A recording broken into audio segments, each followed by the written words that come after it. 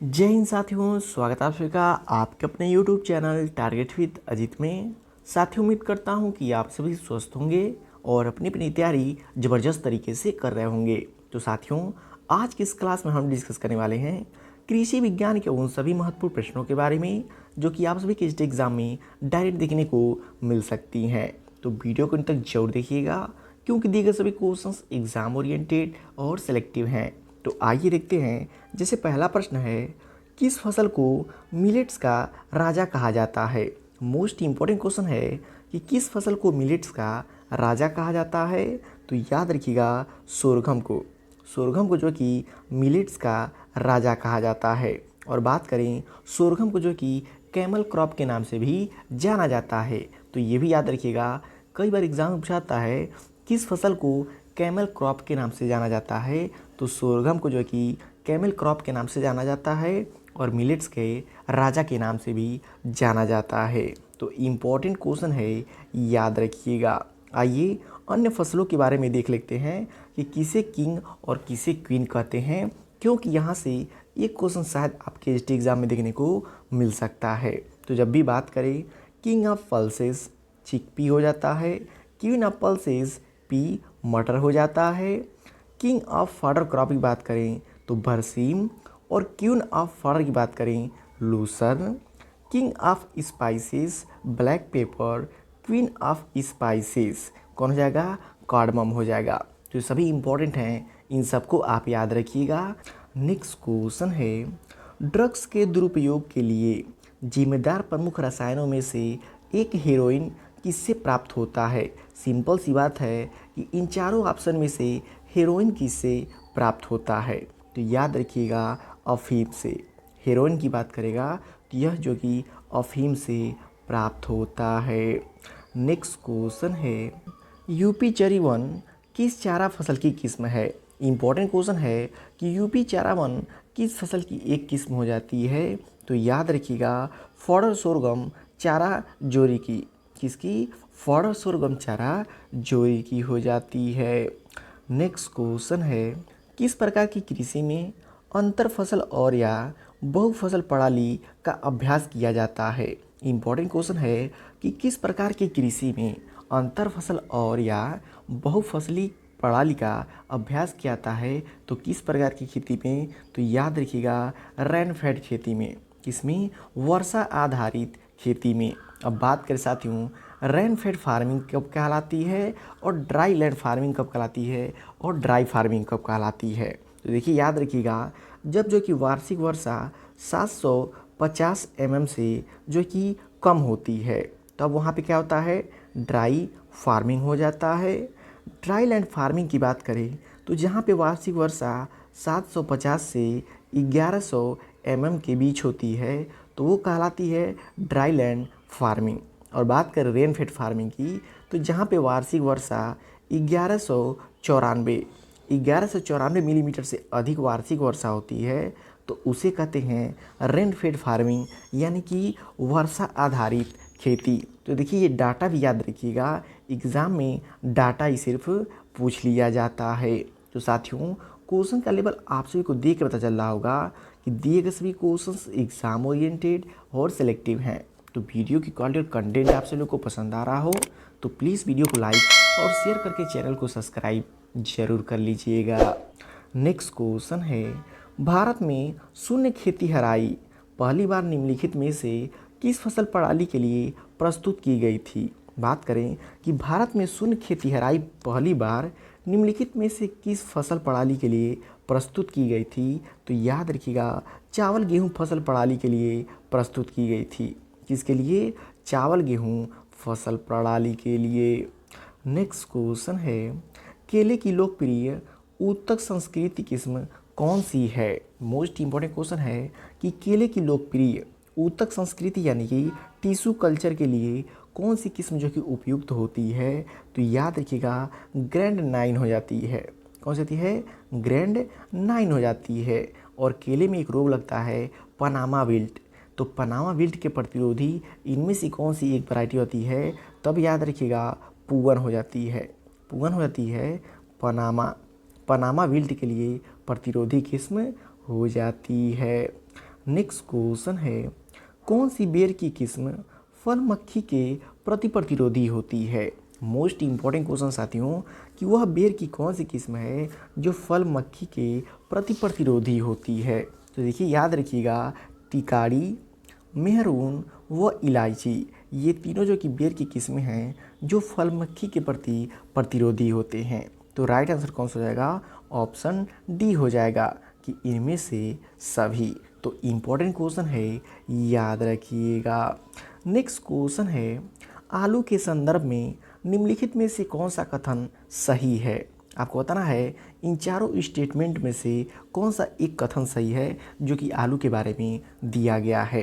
तो बात करें ऑप्शन ए की, ताज़े कटे हुए आलू में 40% पानी और 60% जो कि सूखी सामग्री होती है, जो कि बिल्कुल गलत है, क्योंकि ताज़े कटे हुए आलू में 80% पानी और 20% जो कि सूखा सामग्री होता है।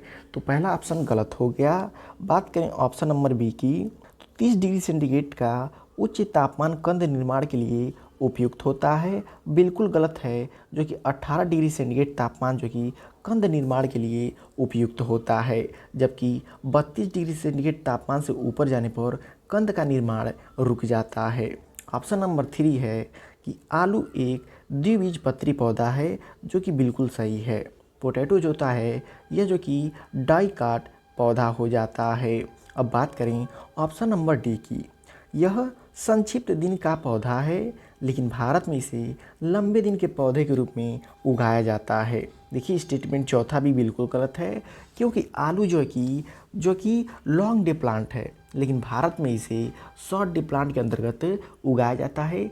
ये स्टेटमेंट ठीक इसके विपरीत लिखा गया है। तो इन चारों पॉइंट्स को आप याद रखिएगा, क्योंकि शायद इन चारों से ही क्वेश्चन आपको देखने को मिल सकते हैं। तो साथियों, वीडियो की क्वालिटी कंटेंट आप सभी को पसंद आ रहा हो तो प्लीज़ वीडियो को लाइक और शेयर करके चैनल को सब्सक्राइब जरूर कर लीजिएगा।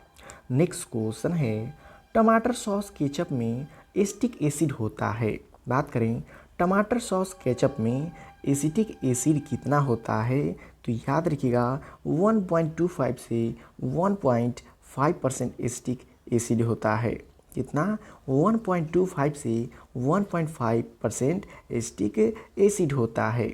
वहीं बात करें साथियों टमाटर की सॉस में जो कि TSS कितना पाता है, तब याद रखिएगा 25% TSS पाया जाता है। और वहीं यदि बात करता स्क्वैश की, तो स्क्वैश में जो कि TSS कितना पाया जाता है, 45% पाया जाता है।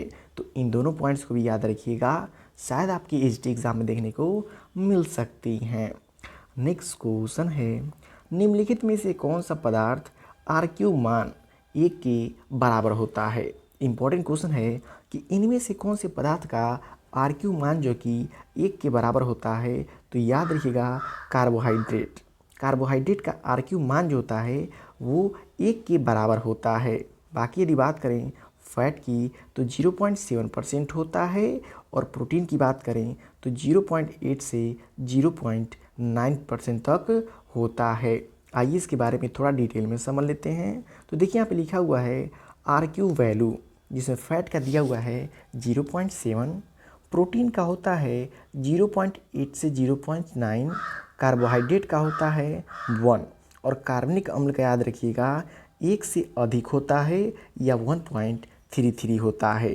तो ये इम्पोर्टेंट क्वेश्चन है, याद रखिएगा। देखिए सबसे पहले फैट की बात करें, फैट 0.7, प्रोटीन 0.8 0.9, CHO 1, कार्बनिक अम्ल 1 या 1.33 हो जाता है। तो इम्पोर्टेंट क्वेश्चन है, याद रखिएगा।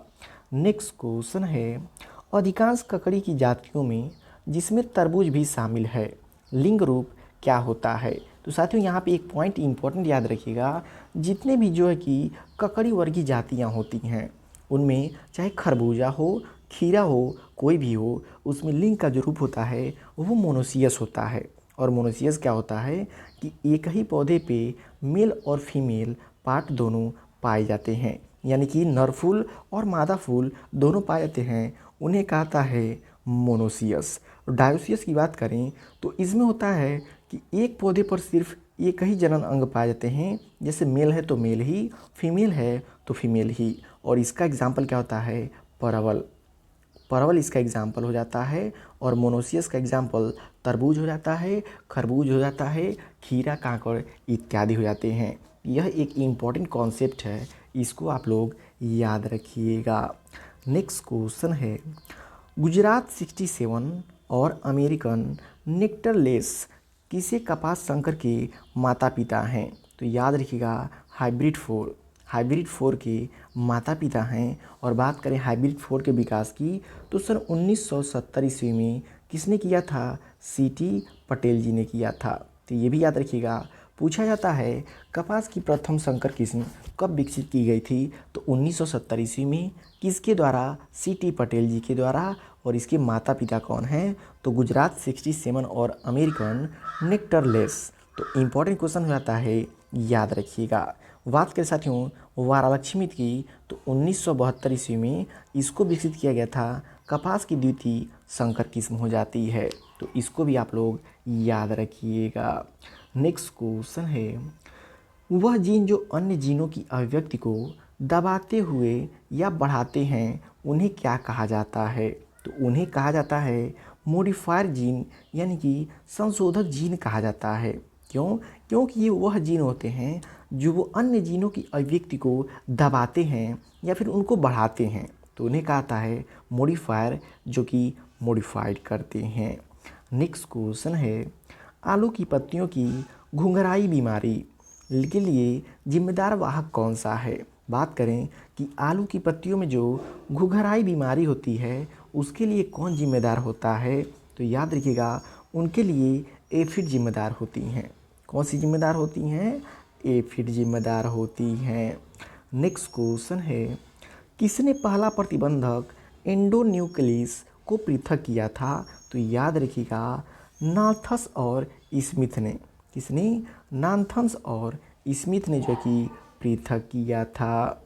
नेक्स्ट क्वेश्चन है, पॉलीमरेज चेन रिएक्शन तकनीकी पीसीआर तकनीकी का उपयोग किसके लिए किया जाता है? बात करें पीसीआर तकनीकी की कि इसका उपयोग किसके लिए किया जाता है, तो याद रखिएगा डीएनए एम्प्लीफिकेशन के लिए। किसके लिए? डीएनए एम्प्लीफिकेशन के लिए। तो यह इंपॉर्टेंट क्वेश्चन, इसको डबल स्टार मार्क कर लीजिएगा कि पॉलीमरेज चेन रिएक्शन तकनीकी का उपयोग किसके लिए किया जाता है, तो डीएनए एम्प्लीफिकेशन के लिए किया जाता है। नेक्स्ट क्वेश्चन है, निम्नलिखित में से कौन सा कंपोस्टिंग विधि एरोबिक है? तो इम्पॉर्टेंट क्वेश्चन आपको इनमें से बताना है कौन सी एक कंपोस्टिंग की विधि है जो कि एरोबिक है। तो याद रखिएगा इंदौर व ढेर विधि।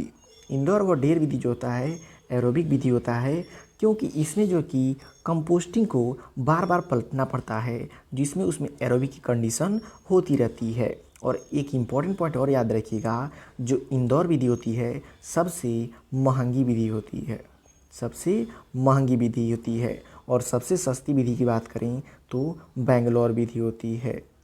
कौन सी विधि है? बेंगलोर विधि सबसे जो कि सस्ती होती है। तो ये भी कभी कभी एग्ज़ाम में पूछा जाता है। नेक्स्ट क्वेश्चन है, मिट्टी की वायुकरण निम्नलिखित में से किसके संदर्भित करता है? तो किसे संदर्भित करता है? याद रखिएगा मिट्टी के कण अंतराल और वायुमंडल के बीच ऑक्सीजन और कार्बन डाइऑक्साइड का आदान प्रदान को संदर्भित करता है। तो इम्पोर्टेंट क्वेश्चन सॉइल साइंस का याद रखिएगा। नेक्स्ट क्वेश्चन है, 1.3% कार्बनिक कार्बन वाले मिट्टी का जैविक पदार्थ सामग्री क्या है? तो याद रखिएगा 2.24 होता है। कितना? 2.24 हो जाता है। नेक्स्ट क्वेश्चन है, मिट्टी कणों का उछलने कूदने के द्वारा आंदोलन को क्या कहा जाता है? बात करें मिट्टी के कणों के उछलने कूदने के द्वारा किए गए आंदोलन की, तो उसे क्या कहते हैं? याद रखिएगा साल्टेशन कहते हैं। क्या कहते हैं? साल्टेशन कहते हैं। बात करें साथियों साल्टेशन, सस्पेंशन और सरफेस क्रीप की, तो ये तीनों जो कि मृदा के वायु क्षरण का एक प्रकार हो जाते हैं। जिसमें बात करें सरफेस क्रीप की, तो याद रखिएगा सरफेस क्रीप में जो मृदा कणों का आकार होता है 0.5 mm से अधिक होता है, जो कि हवा में उड़ नहीं पाते हैं और जो कि सतह पर घिस घिस करके एक स्थान से दो स्थान पे जाते हैं। और इससे जो कि वायु क्षरण का मुश्किल से 5 से 10% वायु क्षरण इससे होता है, किससे? सरफेस क्रीप के माध्यम से। के साथियों निलंबन की तो याद रखिएगा 0.1 mm से भी छोटे जो कि मृदा कण होते हैं वो वायु में एक स्थान से उड़ करके बहुत दूर तक जा कर के गिरते हैं, जो होता है सस्पेंशन। और इससे मृदा क्षरण की जो कि 10 से 20% मृदा क्षरण इससे होता है। और साल्टेशन की बात करें तो इसमें मृदा के कण जो कि 0.1 से 0.5 mm तक के होते हैं, जो कि एक स्थान से कूद के दूसरे स्थान पे जाकर के गिरते हैं। और मृदा क्षरण सबसे अधिक किसी से होती है तो साल्टेशन से होती है। लगभग 50 से 75% जो मृदा क्षरण की क्रिया होती है वो किससे होती है? साल्टेशन के माध्यम से ही होती है। तो इन पॉइंट्स को और इन डाटा को भी याद रखिएगा, क्योंकि यहाँ से आपके एग्ज़ाम में क्वेश्चन देखने को मिल सकते हैं। तो साथियों वीडियो की क्वालिटी और कंटेंट आप सभी को पसंद आ रहा हो तो प्लीज़ वीडियो को लाइक और शेयर करके चैनल को सब्सक्राइब जरूर कर लीजिएगा। नेक्स्ट क्वेश्चन है, मिट्टी की मिट्टी जैसी गंध एक्टिनोमाइसीटीज़ द्वारा किस पदार्थ के स्राव के कारण उत्पन्न होती है? बात करें मिट्टी की मिट्टी जैसी गंध एक्टिनोमाइसीटीज़ द्वारा किस पदार्थ के स्राव के कारण उत्पन्न होती है, तो वह पदार्थ कौन सा होता है? जियोस्मीन होती है। वह पदार्थ कौन सा होता है? जियोस्मीन होती है। नेक्स्ट क्वेश्चन है, मिट्टियाँ जिनमें 20 किलोग्राम फास्फोरस प्रति हेक्टेयर होते हैं उन्हें किस श्रेणी में रखा जाता है? तो वे मिट्टियाँ जिन्हें 20 किलोग्राम प्रति हेक्टेयर की श्रेणी में रखा जाता है उन्हें क्या कहा जाता है? याद रखिएगा मध्यम फास्फोरस की श्रेणी में रखा जाता है। इसमें मध्यम फास्फोरस की श्रेणी में रखा जाता है। और यदि 20 किलोग्राम प्रति हेक्टेयर से कम होता है तो इसे निम्न श्रेणी में रखा जाता है। और 20 किलोग्राम से लेकर के 50 किलोग्राम फास्फोरस प्रति हेक्टेयर होता है तो इसे उच्चतम फास्फोरस श्रेणी में रखा जाता है। तो उच्चतम, मध्यम और निम्नतम, इन तीनों को आप याद रखिएगा। नेक्स्ट क्वेश्चन है, कैल्शियम अमोनियम नाइट्रेट में नाइट्रोजन का प्रतिशत कितना होता है? तो याद रखिएगा 26% होता है। कितना होता है? 26% होता है कैल्शियम अमोनियम नाइट्रेट में नाइट्रोजन की मात्रा। नेक्स्ट क्वेश्चन है, निचले भौगोलिक स्थानों में बनी मिट्टियाँ कौन सी होती हैं? बात करें साथियों सॉइल प्रोफाइल की, तो सॉइल प्रोफाइल में निचले भौगोलिक स्तरों में जो मिट्टियाँ बनी होती हैं वो मिट्टियाँ ब्लैक सॉइल होती हैं। कौन सी मिट्टियाँ होती हैं? ब्लैक सॉइल होती हैं। बात करें एलुवियल सॉइल की, तो यह जो कि बिल्कुल नहीं होगी, क्योंकि यह नदियों के किनारे और सबसे ऊपर की सबसे नई मृदा होती हैं। और बात करें रेड सॉइल की, तो यह दक्षिण भारत में सबसे अधिक पाई जाती हैं और मृदा के सबसे ऊपरी परत पर होती हैं। और लेटराइट सॉइल की बात करें तो ये भी जो कि दक्षिण भारत में पाई जाती हैं और मिट्टी के निचली सतह में ही रहती हैं। नेक्स्ट क्वेश्चन है, निम्नलिखित में से कौन सा तत्व यूरिएस एंजाइम का घटक है? इनमें से आपको बताना है कौन सा एक ऐसा तत्व है जो यूरिएस एंजाइम का घटक हो जाता है, तो वो है निकिल। कौन सा है? निकिल हो जाता है। नेक्स्ट क्वेश्चन है, मिट्टी से जीवित हरे पौधे के माध्यम से प्रदूषकों और धातुओं को हटाने की प्रक्रिया को क्या कहा जाता है? तो याद रखिएगा क्या कहता है? फाइटोरेमेडिएशन। क्या कहता है? फाइटोरेमेडिएशन कहलाता है। नेक्स्ट क्वेश्चन है, वह प्रक्रिया जिसके द्वारा एक नवाचार समय के साथ सामाजिक प्रणाली के सदस्य के बीच निश्चित चैनलों के माध्यम से संवादित किया जाता है, क्या कहलाती है? तो याद रखिएगा डिफ्यूज़न यानी कि प्रसार कहलाती है।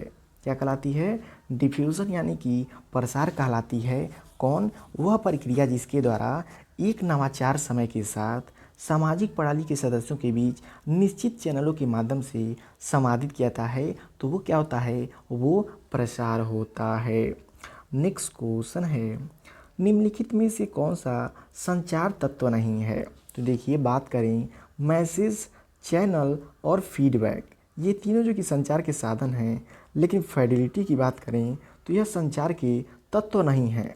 फिडेलिटी जो कि संचार का तत्व नहीं है। बाकी चैनल, फीडबैक और मैसेज ये संचार के तत्व हो जाते हैं। नेक्स्ट क्वेश्चन है, किसानों को फसल उत्पादन, भूमि सुधार और संकट से राहत के लिए सरकार द्वारा दिए गए ऋण कौन से हैं? तो याद रखिएगा, तकावी ऋण कहे जाते हैं। कौन से ऋण कहते हैं? तकावी ऋण कहे जाते हैं। जबकि बात करें साथियों प्रोडक्टिव लोन की, तो सिर्फ फसल उत्पादन के लिए बीज और खाद के लिए जो ऋण दिया जाता है उसे प्रोडक्टिव लोन कहता है। लेकिन जो कि किसानों को फसल उत्पादन के साथ साथ भूमि सुधार और संकट से राहत के लिए जो दिया जाता है ऋण, उसे तकावी ऋण कहा जाता है। तो दोनों में डिफरेंस याद रखिएगा। नेक्स्ट क्वेश्चन है, सहकारी क्रेडिट संरचना किस पर आधारित है? बात करें सहकारी क्रेडिट संरचना की कि किस पर आधारित है, तो याद रखिएगा रायफिशन मॉडल पर आधारित है। इस पे रायफिशन मॉडल पर आधारित है। नेक्स्ट क्वेश्चन है, वह बाजार जिसमें सामान की बिक्री के तुरंत बाद पैसे के बदले आदान प्रदान होते हैं उन्हें क्या कहते हैं? तो ऐसे बाजार को कैश बाजार और जो कि स्पॉट मार्केट दोनों कहता है, क्योंकि कैश जो कि ऑन द स्पॉट दिया गया होता है। तो ऐसे आप इसको रिलेट कर लीजिएगा कि वह बाजार जिसमें सामान की बिक्री के तुरंत बाद पैसे के बदले आदान प्रदान होता है वह क्या कहलाता है? कैश मार्केट और स्पॉट मार्केट दोनों कहे जाते हैं। नेक्स्ट क्वेश्चन है, निम्नलिखित में से कौन सी मछली प्रजाति जो प्लांटन खाने वाली है? तो कौन सी है? याद रखिएगा कतला हो जाती है। कौन सी होती है? कतला हो जाती है। नेक्स्ट क्वेश्चन है, पॉलीन्यूक्लियोटाइड्स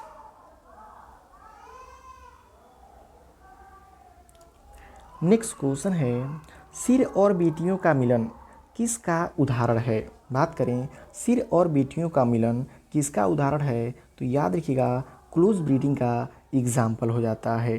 किसका? क्लोज ब्रीडिंग का एग्जाम्पल हो जाता है।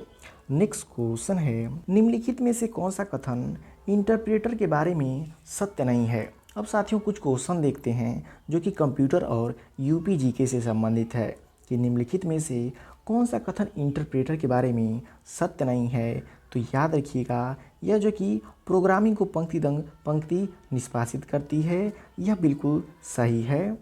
यह एक अलग निष्पादन योग्य फाइल बनाती है, यह बिल्कुल गलत है। यह किसी प्रकार का फाइल नहीं बनाती है। तो राइट आंसर ऑप्शन बी हो जाएगा। टीसीपी आईपी प्रोटोकॉल सूट में टीसीपी जिसका फुल फॉर्म होता है ट्रांसमिशन कंट्रोल प्रोटोकॉल का उद्देश्य क्या होता है? तो याद रखिएगा त्रुटि पहचान और पुनर्प्राप्ति होता है। क्या होता है? त्रुटि पहचान और पुनर्प्राप्ति होता है। नेक्स्ट क्वेश्चन है, निम्नलिखित में से कौन सा कथन सही है? तो पहला है पंचायत का सदस्य बनने के लिए निर्धारित न्यूनतम आयु 25 वर्ष है, बिल्कुल गलत है, 21 वर्ष होता है। दूसरा स्टेटमेंट है पंचायत के असमय विघटित होने के बाद पुनर्गठन पंचायत की शेष अवधि तक कार्य करती है, ये तो बिल्कुल सही है। तो केवल 2 स्टेटमेंट बिल्कुल सही है। नेक्स्ट क्वेश्चन है, निम्नलिखित में से कौन सा कथन सही नहीं है? तो याद रखिएगा इनमें से कौन सा कथन सही नहीं है। तो पहला स्टेटमेंट है उत्तर प्रदेश के कुछ शहरों को नगर निगम का दर्जा प्राप्त है, बिल्कुल सही है। शहरों का राजनीतिकरण कारण से निगम का दर्जा प्राप्त होता है, बिल्कुल गलत है। नगर निगम का गठन कुछ सिद्धांतों के आधार पर होता है, बिल्कुल सही है। उत्तर प्रदेश नगर निगमों के लिए एक अलग कानून है, ये भी बिल्कुल सही है। लेकिन ये गलत है कि शहरों का राजनीतिकरण कारणों को जो कि निगम का दर्जा प्राप्त होती है। लास्ट क्वेश्चन साथियों कि उत्तर प्रदेश का न्यूनतम क्षेत्रफल वाला जिला कौन सा है? तो याद रखिएगा गौतम बुद्ध नगर हो जाता है। कौन सा होता है? गौतम बुद्ध नगर हो जाता है। तो साथियों ये रहा आप सभी की कृषि विज्ञान के सभी महत्वपूर्ण प्रश्न जो कि आप सभी के एसटी एग्जाम में डायरेक्ट देखने को मिल सकती हैं। तो वीडियो आपको कैसा लगा कमेंट करके फीडबैक जरूर दीजिएगा, और वीडियो पसंद आए प्लीज़ वीडियो को लाइक और शेयर करके चैनल को सब्सक्राइब जरूर कर लीजिएगा।